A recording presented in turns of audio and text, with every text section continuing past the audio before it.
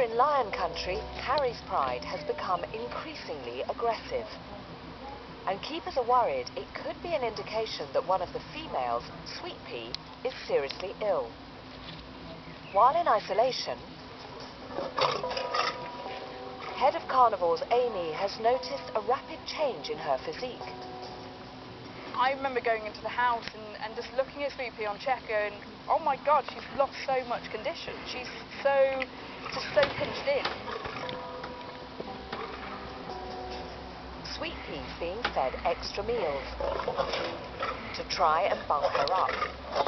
Matt's prepping today's meaty medicine. So what's on the menu this morning for her? We've got extra horse chunks, around 2 kilos of it, and we've also got some quail, which we found she's really quite a big fan of this. And it's obviously a good way to get extra protein that she might need to regain her strength and regain that condition. So the chunks we give her are quite big. As you can see, her appetite hasn't changed one bit. She's still a hungry girl. Okay, girl. Could 14-year-old Sweetpea's weight loss be a symptom of an illness that runs in her family? Her mother, Yendi, sadly died of spleen cancer when she was the same age as Sweetpea is now. They need to find out what's wrong with her, urgently. Vet James is called in for an assessment. Here's Sweetpea. She's gained a lot of weight recently, but she's only at about the same level as everyone else, and she's actually eating twice as much a week. Okay. We're worried about this significant amount of food that we have to feed her to get her up to the normal weight. To maintain, yeah. Yeah, and obviously we took a urine sample which came back with having protein in it. Yeah. So really, from that urine sample, we would need a blood sample just to help interpret the significance of the results. Yeah. And obviously to do that we'll need to knock her out to get the blood sample safely. But then there's obviously the risks of an anaesthetic with an animal that we're concerned about its health. Yeah. It's not what he wants to hear, but Caleb knows this is essential. It's always a worry knocking down big cats at the park because there's such risks attached to knocking them down. But when it's a case like this with Sweetpea, it's actually worth doing because we need to try and get to the bottom of it and find out what's wrong with her. Right now, our next steps would be to examine her teeth properly, do a full X-ray series of her head, chest and abdomen. We'd also take bloods and just make the most of the anaesthetic procedure. Sweetpea must be sedated for the examination.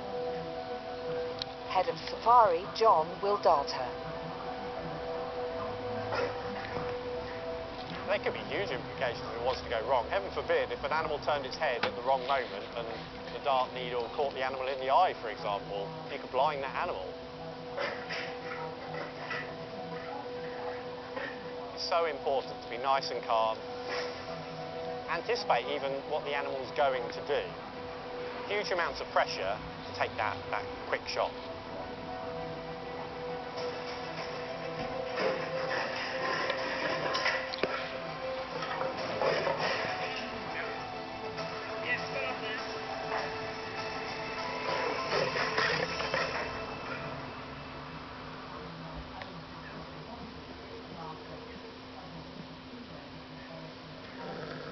Sweetpea might sound like she's asleep, but with an animal this powerful, James and Caleb need to be certain the sedative has done its job.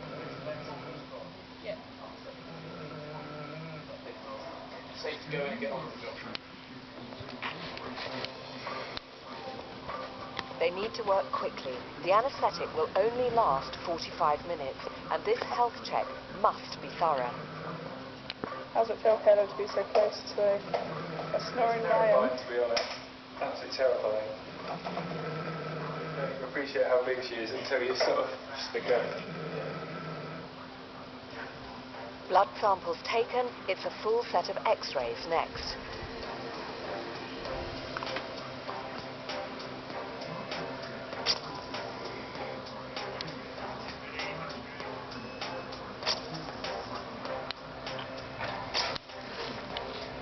And finally, an abdominal exam to check for signs of tumours.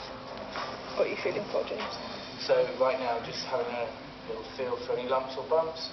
Sometimes you can feel if there's something abnormal that's causing them to lose weight, but her abdomen feels really good. Okay. Her kidneys are freely mobile.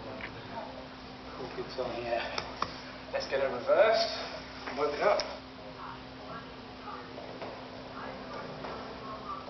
Sweetpea is left to recover from her anaesthetic. It'll be a few days before the results are back. All the team can do for now is wait.